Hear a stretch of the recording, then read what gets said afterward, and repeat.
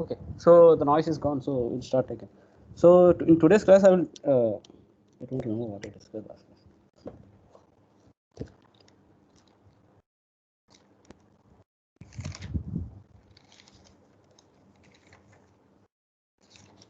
Yeah, last class, what we studied about? The The strain strain energy, energy, the strain strain. Yeah, energy density. yeah, strain energy density, modulus of resilience, modulus of toughness, Yes, sir. how to calculate strain energy for a non-uniform bar Yes. under self weight, yeah, under self weight and axial load. So the sum of the strain energies of individual loadings was not equal to the sum of strain energy of not equal to the strain energy of the combined loadings. Yeah, that was what it discussed. So in today's class, we'll discuss about these things. One is the stress strain distribution under axial load, which is we'll discuss about Saint Venant's principle, and I'll introduce the concept of stress concentrations, and then we will discuss about this fatigue and what is meant by fatigue fracture. This will be followed by some things on plastic deformations, some brief introduction to plastic deformation. I think by that time the time will run out. So let's start with stress concentrations. So if a body here is subjected to, you have a member and it is subjected to a axial load. So this member is uniform, and we can get the stress value as sigma is equal to P by A. However, if this member has some internal discontinuities, so discontinuities can be in geometry or can be in geometry or in the material also. So here we have a hole in the member. Okay, or if you see here, there is a cross section area is uniform to this point, and then there is a sudden change in the cross section area. Okay, the cross section has reduced at this location. Okay, so and if you see the load here P, it is a point load acting on this segment. So what we can what will happen for these three cases when there is a hole or when there is an abrupt change in geometry or near the point loads, point of application of load, what will happen is that these regions will be subjected to very high stress, will be subjected to considerably higher stress than this stress value.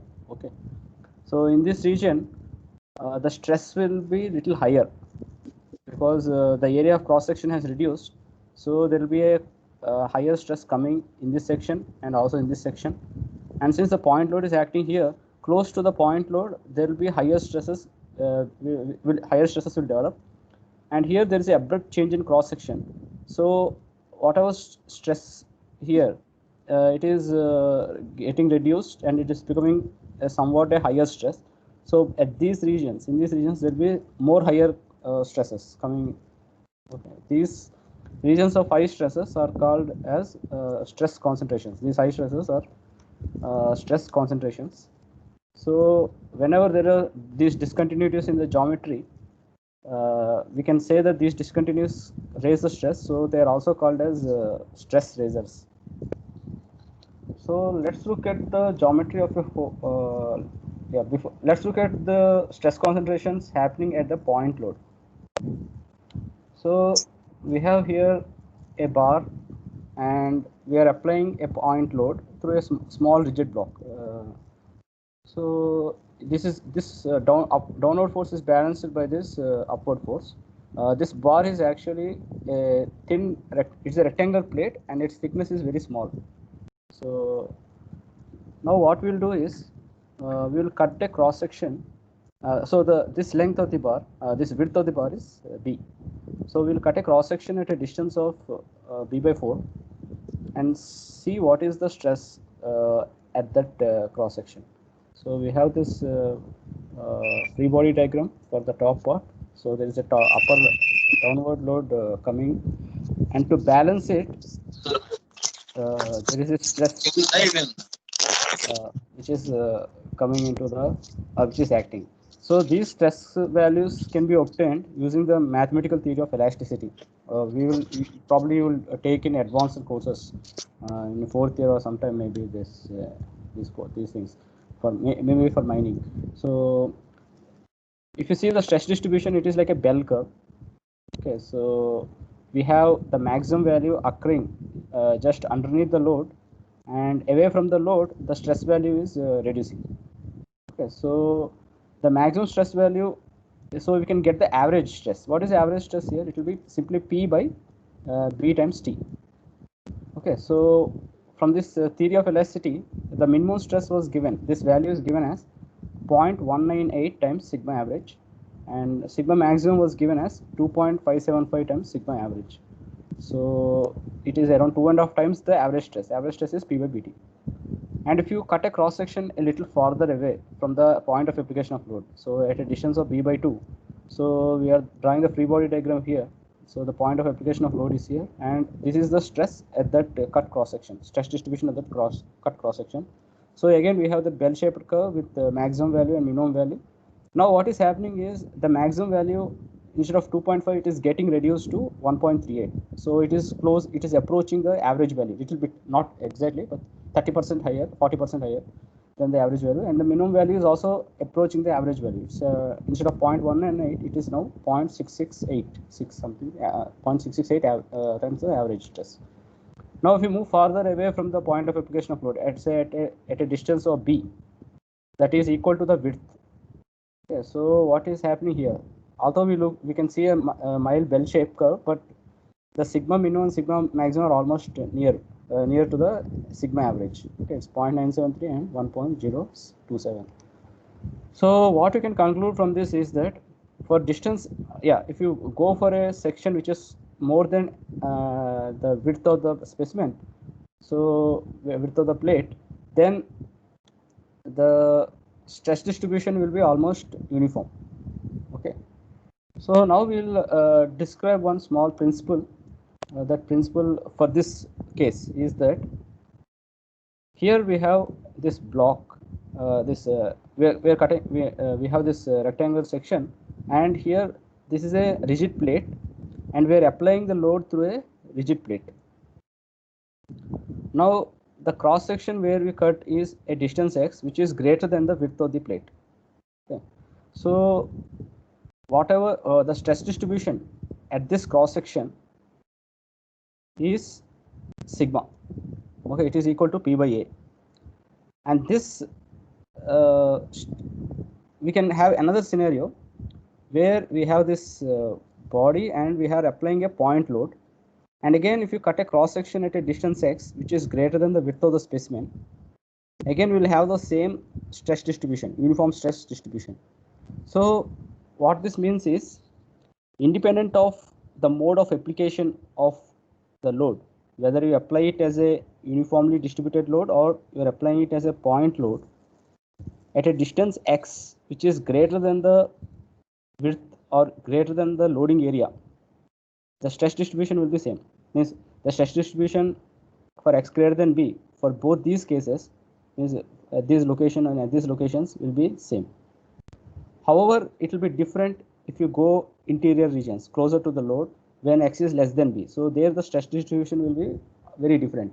But once that x is greater than b, whatever stress distribution we have in this loading scenario will be same as the stress distribution in this loading scenario. So that is what it means. Stress distribution is not dependent on the mode of application of load for x greater than b. That is when the distance of cross section is greater than the loading area. Here the loading length is b. So we'll now describe that through a principle here, which is the Saint-Venant principle. So here instead of having a single load, we are having a uniformly distributed stress or uniformly distributed load. Here we have it's a line load, or you can say area load. So it is varying, intensity is very less on the left edge and intensity is very high on the right edge. So what we are doing is we are finding the stress distribution at a section x where x is greater than this b. Okay, so we are looking at the stress distribution. So we cut a cross section and we can find the stress distribution. So what we can do here, this trapezoidal load can be transformed by using the engineering mechanics concepts into a point load and a couple, okay, moment, or you can transform this point load and a couple into a single resultant load. Okay, you move this load to the right, and you will the couple will disappear, and you will get a single resultant force. Or you can write this couple as this. You can write this force as a sum of multiple forces acting at different locations on the loading area. So all these scenarios, whether you are having this uniformly trapezoidal load, or these multiple point loads, or a single point load with a couple, or a single resultant force, all these are statically equivalent. Okay, all these loading scenarios are statically equivalent. That is, the resultant of this force and the moment produced will be same as the resultant of this force in the downward direction and the moment produced, which will be same as this, or which will be same as this. So for these statically equivalent loads, the stress distribution at a distance x greater than the largest dimension of the loading region. Okay, so here, if you see here, there is only point load here. So what is the loading dimension? It is almost 0.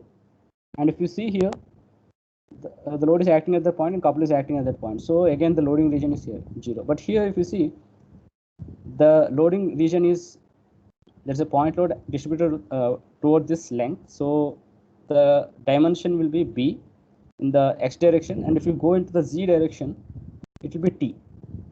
And for this scenario, the dimension in the x direction is b, and if you go interior, like in the z axis, it will be thickness will be t. So the largest dimension of the loading region for this statically equivalent systems is b. Okay, so this is the loading largest dimension of the loading region. So yeah, for this statically equivalent system at a distance x greater than b, that is b is the largest dimension loading region, the stress distribution will be same. So you need whether you find the stress distribution for this at that position, that will be same as this, that will be same as this, and that will be same as this. However, if you approach closer and closer to that loading area, that is when x is getting less than b, then the stress distribution will be varying for each of these scenarios. But once the cross section crosses that b length, then the stress distribution is assumed to be uniform, or means same for all these statically equivalent systems. So that is what the Saint-Venant principle. So yeah, we have understood what is loading region. So the load where the load is being applied, where the locations where the load is being applied, and statically equivalent system. So we can convert from this system to this system to this system to this system. And largest dimension was b and t were the dimensions. So largest dimension was b. Okay. So the statement here says that the Saint-Venant principle is stated like this: stresses in a body caused by statically equivalent systems of loading are the same, provided we move away from the loaded region at a distance at least equal to the largest dimension of the loading region. Okay, so I think you understand. I think pretty much each and every statement here. So statically equivalent systems, the stress loading is same, provided the section is at a distance greater than b. Okay, so here we can have a point load here, or you can have a uniformly applied stress here. So, or we can probably move that point load to the left and make a moment here. So all these will be same. So this is a very powerful principle. So we usually apply it in different problems. So it makes it possible to replace a given loading region by a simpler one to compute stresses in a structure member, provided both loadings are statically equivalent. So this is a Saint-Venant principle. I hope you got that idea. So now we'll come back to, so this Saint-Venant principle is regarding the stresses near the point of application of load, and the stress concentrations which are happening in this region. So now we'll go to the second type of stress concentrations, which is due to the holes in the structure. So here what we have is a rectangular plate which is loaded with axial load P, and this is a hole of radius R, and this dimension here is d by 2, and this dimension is d by 2, and this total length, total width is d. Okay, so if you cut a cross section exactly at the diameter of the hole, so we can plot the stress, we can draw the free body diagram for the left part. So we have the load P acting to the left, and on this part and this part there is some stress distribution. So if you see, the stress distribution is very high near to that circle, and as we move away from the circle, the stress is dropping down. So there is a maximum value occurring just at that hole, maximum stress occurring there, and if you go further and further away, the stress is reducing. So we can have one average stress value. So what is the average stress? It will be area of this, so it will be dt, so applied load by this area, so it will be P by dt, that is average stress, and we'll have a maximum stress at that point and minimum stress at this point. So we'll define one quantity called stress concentration, which is this sigma maximum by stress concentration factor, which is maximum stress by this average stress. Okay, so we'll discuss in the, yeah. So this is a stress concentration factor for this hole. Maximum stress by the average stress. So average stress for this problem is P by dt, not the capital D but the small d. So this area and this area is added up, and then we'll have the second type of discontinuity, where there is a sudden change in the area. So initially we have this much area, and then suddenly it is shrinking with a curve. It is transforming to this area. So here the diameter is small d, and here the diameter is big D. So what we will do, we'll cut a cross section at this location, and then draw the free body diagram there.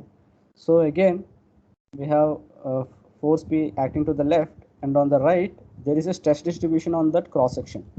So how is it? It is maximum just at the edge, outer edge, and it is reducing, and it is going to a minimum value at the center location, and then again it is increasing and becoming a very high value at the at this edge.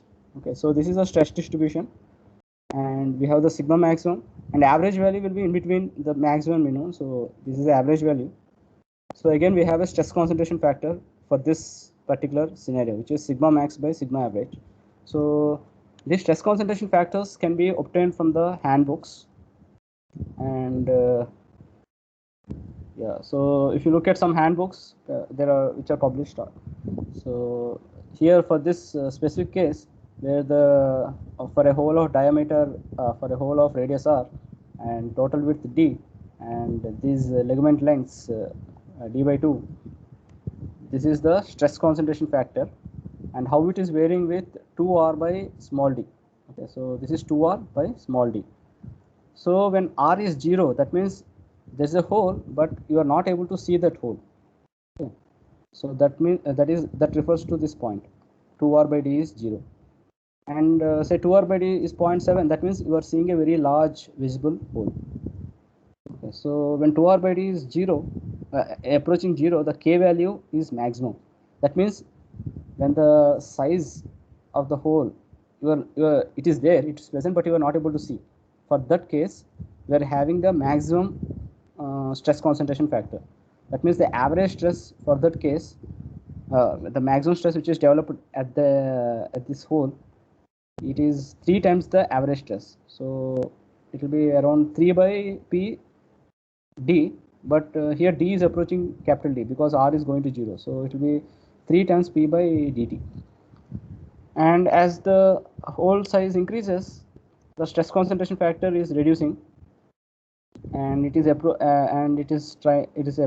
approaching a horizontal asymptote at a value of it is a value of 2.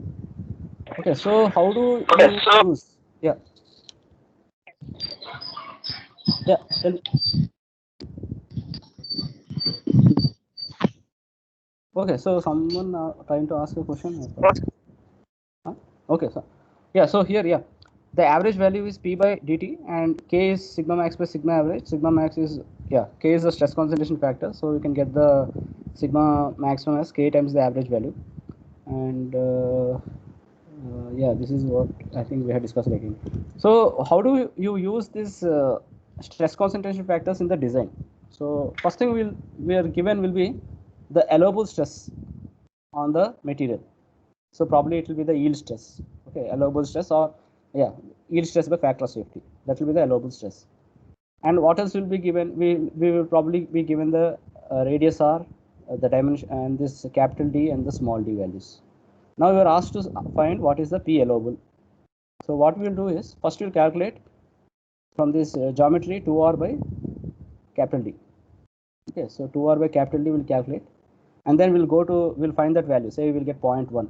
So we'll go there and find the value, corresponding value for K. Okay, so that's what we'll do.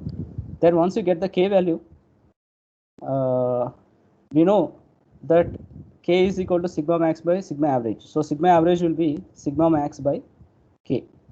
Okay, so we can find the average stress. And this average stress, so what is the upper bound for sigma max? Sigma max should not exceed allowable stress. Okay, so we can find the allowable stress for the allowable average stress here. So by substituting sigma max is sigma allowable, and we get this sigma average allowable. And once you get the sigma average allowable, we can get the P allowable, which is sigma average times dt. So dt corresponds to this area plus this area. So this is yeah, this is how you design once you know the geometry of the defect.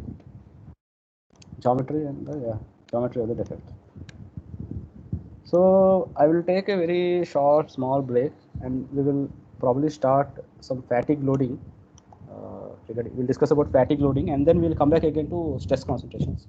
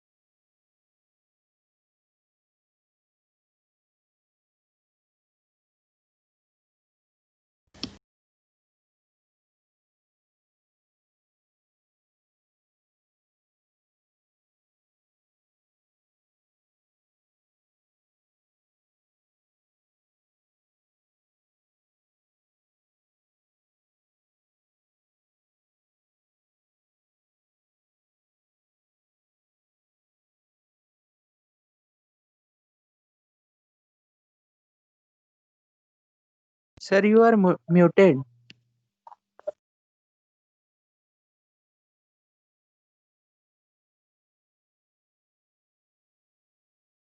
Uh, it happened before the, when did it mute? I don't know. So you can tell me when it muted.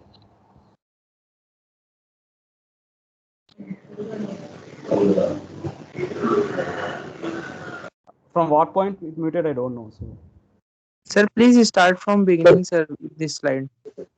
oh, this thing, huh? Okay. After you taking a break. From so repeated loading, it didn't happen. It didn't come. Huh? Fatigue and repeated loading. Huh? Yes, sir. Yes, sir. Fatigue. Yes, sir. Okay, I'll start again. Please. So yeah, I didn't see that. Okay. So you were able to see the slide, right? Yes, Okay, sir. fine. Yeah. Yes, sir. So Yes, sir. yeah, again I'll have to say that. Yeah. Okay, so yeah, dynamic loads. Yeah, we'll discuss about repeated load and fatigue. So we have dynamic loads. We can classify into two types. One is the impact loads, and other one is due to repeated loads occurring over a number of cycles. So impact loads means a vehicle impacting structure and all. These impact loads act for a very short period of time.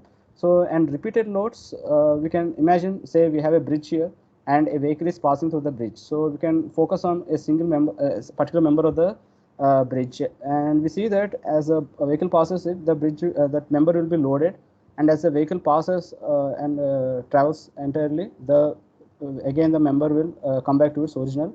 That is, it gets unloaded and it retains, is come back to its original configuration. So again, when another vehicle passes through the bridge, again same thing happens. The bridge, member will get loaded, and it when vehicle is passing through completely, then it gets unloaded and it will come back to its original configuration mostly. So again, we have this crane here. We have this crane transports materials. So this is a so this material, what it is does is it picks up the material, moves somewhere, and then drops the material. So what is happening is a load is being applied on the structural system here, and once, so this loading is happening and unloading is happening. So there are various types of repeated loads. We can classify them like this. So here we have time on the x-axis and load on the y-axis. So here this is a sinusoidal type of loading. So what is happening here is from O to A, load is being applied, and A to B, the load is being removed, and again the load is being applied, it reaches a peak value, and then it is getting removed. So we are having multiple cycles of, so this represents one cycle. OA and AB represent one cycle. So here cycle 1, cycle 2, cycle 3, and cycle 4 of loading and unloading. So here the load is acting in the same direction, and we can have loads acting in different directions. So here we have one complete cycle. So from O to A, there is, we represent this positive as tension. So from O to A, there is a tensile load, and then we remove the, from A to B, we are removing the tensile force, and from B to C, we are applying a compressive force, and what we do is we remove the compressive force from C to D. So this O to D represents one complete cycle. So this cycle is again repeated.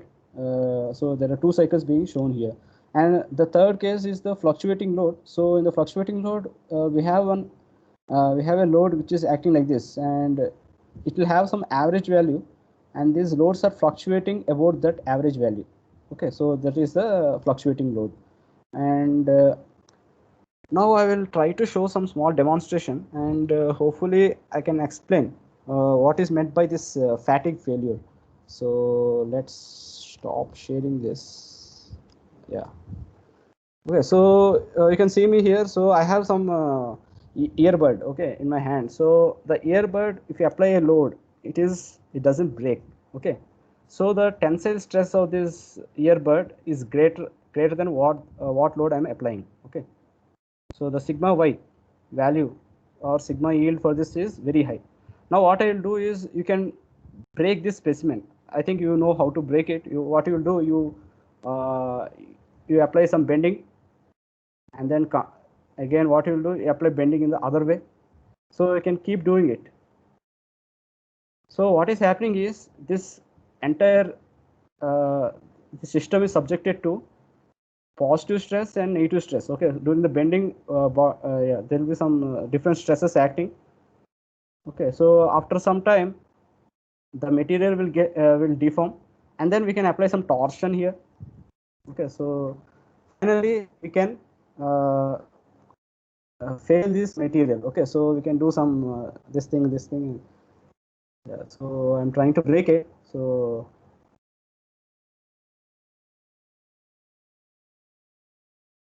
yeah. Okay, so finally we have separated these two materials, and this material has failed. So what you are doing initially, we can summarize that. Okay, so what we are doing here is you are applying a load for failure, and that load which is causing failure is less than the actual failure stress in static load condition. So when you do the tensile pull test, that load is very high compared to what you applied now to cause the failure, and this failure is caused due to repeated bending. Okay, so we are bending that specimen repeatedly, and that failure has occurred. Okay, so these type of failures are fatigue failures, and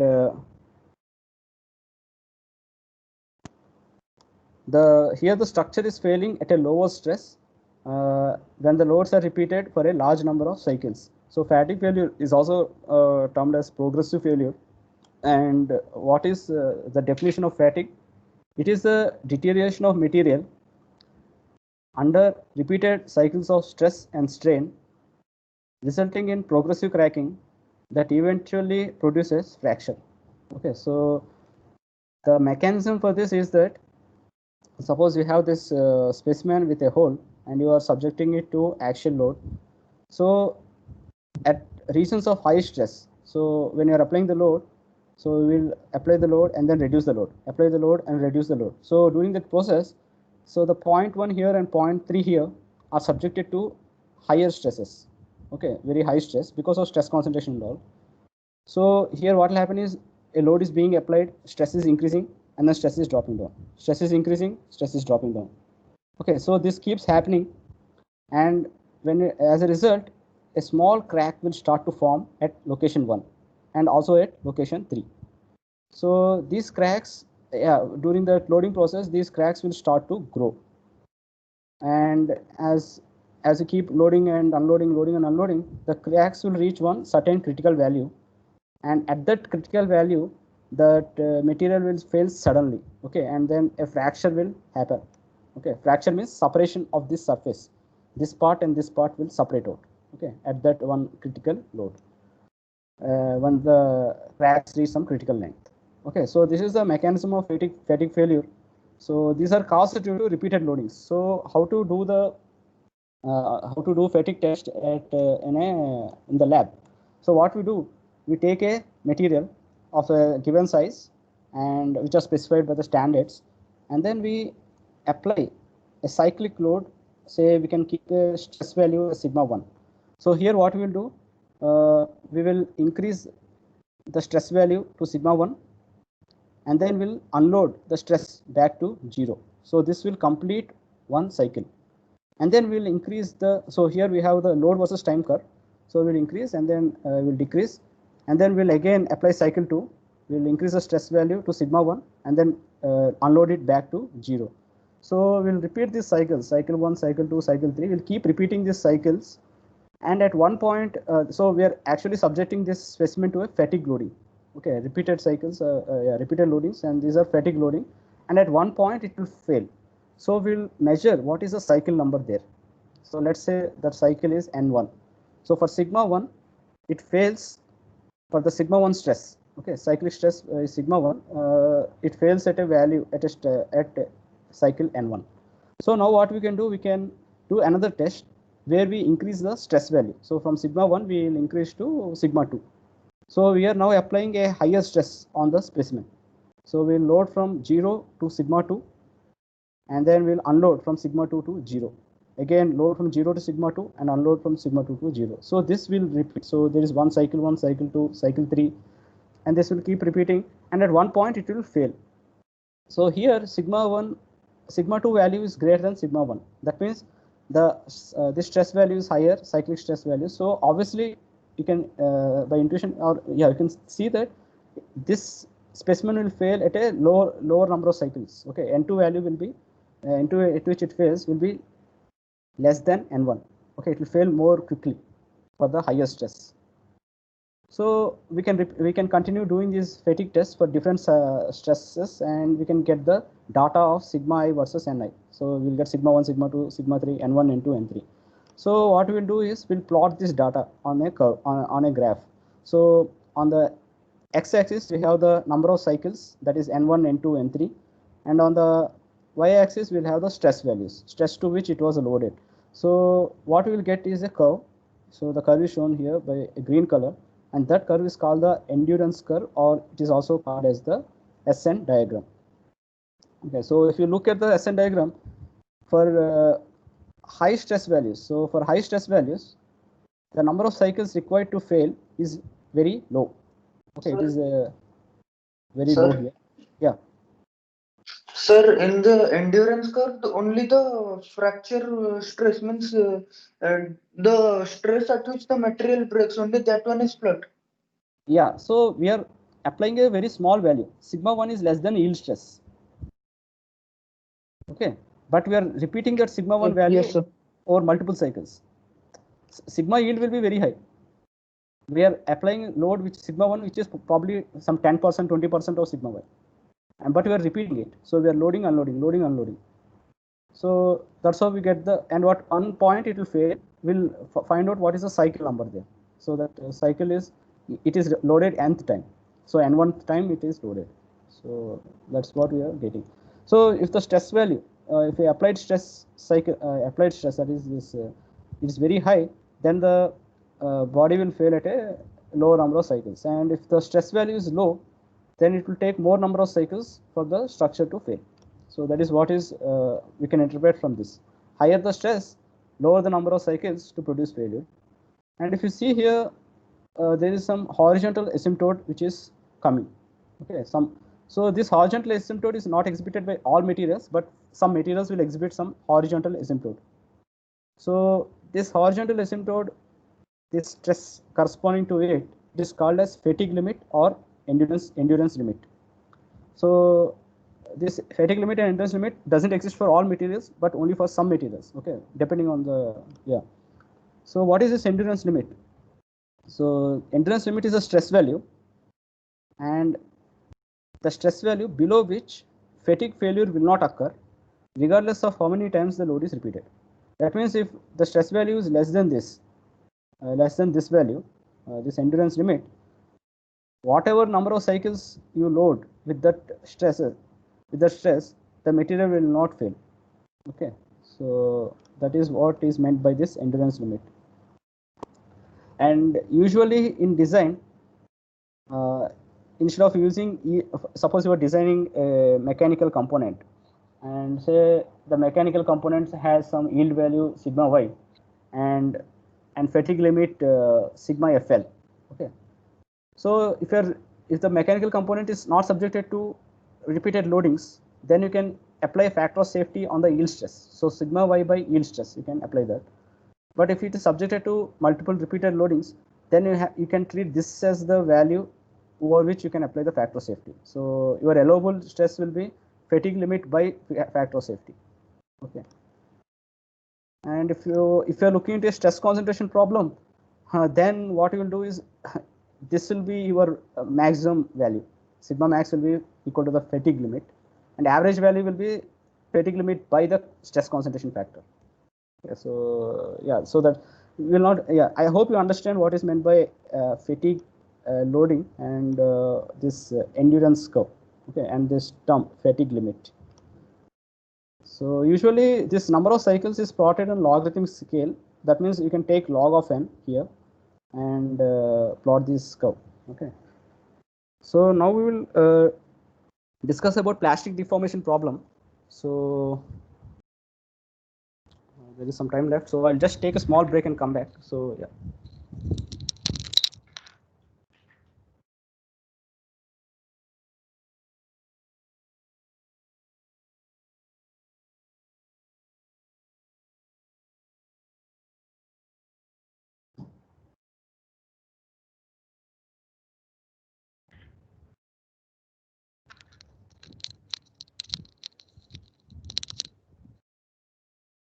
Okay, so here we have the stress strain diagram for mild steel. Okay, so this is the proportional limit and this is the yield stress sigma y. Then there is a ductile yielding, then there is strain hardening, and followed by this fracturing, that is shrinking in the area of the cross section. Okay, this is the engineering stress strain curve. So for modeling purpose, we will idealize this entire stress strain curve by a simple two lines. Okay, so first line will be this one, and second line will be a horizontal line. Okay, so the first line will represent the elastic part, and the second line will represent, the horizontal line will represent the perfectly plastic yielding. Okay, and this value is the yield stress sigma y, and if you divide sigma y by E, you will get epsilon y, which is the yield strain, and the material will deform at a constant load. So at this load, it will keep on, the strain will keep on increasing, and at then some point it will fail. That point is the rupture value. So in this model, what are the parameters? So we can define this model by simply two parameters. We'll not consider the failure rupture. So we'll just define using two parameters, sigma yield and the Young's modulus. So these are the model parameters for this perfectly plastic. So it's called elastic perfectly plastic material model. So yeah, so we'll discuss about unloading. What will happen if you unload when the strain value is less than the yield strain? So if you are in this region, so if you unload, the material will unload and it will go back to its original shape, original length. But if you are unloading beyond the yield strain, what will happen? So if you are unloading beyond the yield strain, it will unload with a, it will unload like this. And what is the slope of this line?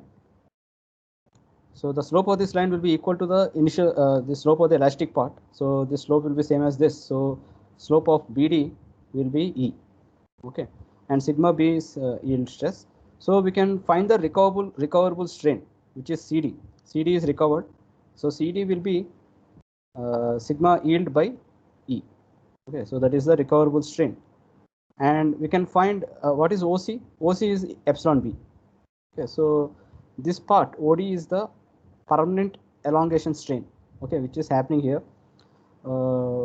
And that permanent elongation strain is given as OC minus CD. So OC is epsilon B and CD is sigma y by E. Sigma y by E. So that is a permanent elongation strain. So we can solve a very simple example. So in this example, we have a uniform bar, which is with length 500 millimeters, area cross section 60 millimeters square, Young's modulus 200 GPa. So 1 GPa is 10 power 3 megapascal. So we have 200 into 10 power 3 megapascal. The yield stress value is given as 300 megapascal. And what is happening here is we'll apply a strain elongation of 7 millimeters. We apply a load such that elongation is 7 millimeters, and then we'll remove that load. Okay. So we are asked to find what is the permanent set which is happening. What is the permanent change in length which is happening in this bar. So before doing that, we'll assume that this is the elastic plastic material model. So we'll draw the stress strain curve for this. So first we have is from O to A. So A value is the yield stress. We'll calculate the yield strain. So yield strain will be sigma y by E. So 300 by 200 into 10 cube. So it will be 1.5 by 10,000. So this is the yield strain. What is the displacement here which is applied, which is delta. Delta, so we can calculate the strain value for that delta. So delta by L, so delta is 7 and applied value, that length is 500. So it will be 14 by 100. That is the applied strain. So if you look here, the applied strain epsilon delta is greater than yield value. So we are in the perfectly, we are in the plastic region. Okay, 14 by 1000 is greater than 1.5 by 1000. So the we are in the plastic region. So say the plastic region corresponds to point B. So epsilon B is 14 by 1000. And what is being said? We are removing the load from this place. Okay, so from this location we are reducing the load. So the load will reduce with a slope equal to the initial slope, that is E. Okay, so we can get this value for we can recover some strain that is given as CD, and CD is sigma yield by E. So that is equal to sigma yield by E. We have already calculated is 1.5 by 1000. So CD value is 1.5 by 1000. OC value we have calculated as 14 by 1000. So OD value will be OC minus CD. So 14 minus 1.5, it is 12.5 by 1000. So we have calculated the permanent elongation strain which is happening in this material. So from the strain value we can get the that length value. So we multiply with the length and we get the permanent elongation as 6.25 millimeters. Okay, so this problem is very straightforward. Only thing we have to see where the strain is. So here the strain is beyond the yield strain. Okay, but if suppose this strain is below the yield strain, then it will retain, it will unload and it will go back to 0. Okay, so there will be no permanent set if epsilon y or epsilon delta is less than epsilon y. Okay, so this is one part of the problem. Then we can look at another problem. Say we have a body, it's a composite cylinder. So it is consisting of a inner rod with area 48, Young's modulus 210 and yield stress 250, and there is an outer tube with area 62, Young's modulus 105 and yield stress 310. So if you look here, what is happening, the EA value for this is higher for the outer rod. Outer tube is higher than the EA value for the inner rod. Okay, outer tube has higher rigidity than the inner tube, inner rod. So, and this entire composite cylinder is being subjected to a load P. The length is initially 750 millimeters. So you are asked to find what is the load deflection diagram of this assembly, of this entire assembly. So what is P versus delta curve for this assembly? And this part I have not done the slide, so I will not discuss it now. So what we can imagine this system, we can imagine this system to be consisting of two springs. One is the tube and other one is the rod. So these two springs are subjected to a load P. Okay, and under the load P, these two springs, this position will move by delta. So there is a tensile force acting on the spring and this tensile force acting on the spring. Let this tensile force be PT and this tensile force be PR. So if you do the force equilibrium at this joint, then it will be P is equal to PR plus P delta. P in the rod and P in the tube. This is T, sorry, I wrote S. And another thing we can say is the deflection of this point will be same as deflection here and deflection here. That is delta will be same as delta R and delta T. So first thing we'll do to solve this problem is first we'll determine the PR delta R curve. That is for the tube, we'll plot the P delta curve, and then for the rod we'll plot the P delta curve, and then we'll plot the P delta curve for the tube. So for the rod we know the parameters. Sigma yield stress is 250 megapascal. So we'll get the peak load at yield, which is sigma times A. So 250 into 48, we are getting 12 kilonewton. And we know the yield stress value, which is sigma yield by E. So we can get the corresponding deflection at the yield stress. So sigma y by E into L. So 250 by 210 gigapascal. So 210 into 10 power 3 into 750. So we are getting a value of 0.8926. So we can plot the P delta curve here. So initially it will be 0 and it will reach a value of 12 kilonewton. At 12 kilonewton the deflection is 0.8926, and once it reaches 12 kilonewton it will start yielding. So for the tube also we can do similar study. We will have yield stress which is 310 megapascal. So from that we can get the corresponding load which is sigma A. So 310 into 62, 19.22. And we can calculate the deflection corresponding to the yield stress. So sigma by E times L. So 310 by 105 into 10 power 3 into 750.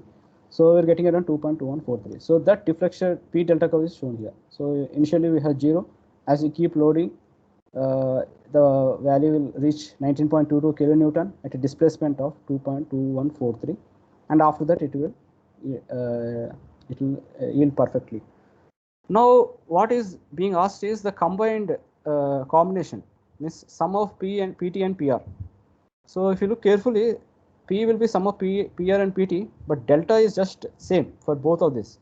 So what we are doing here is we are adding up these two curves, PR plus PT, and we are getting one curve. So how to do it?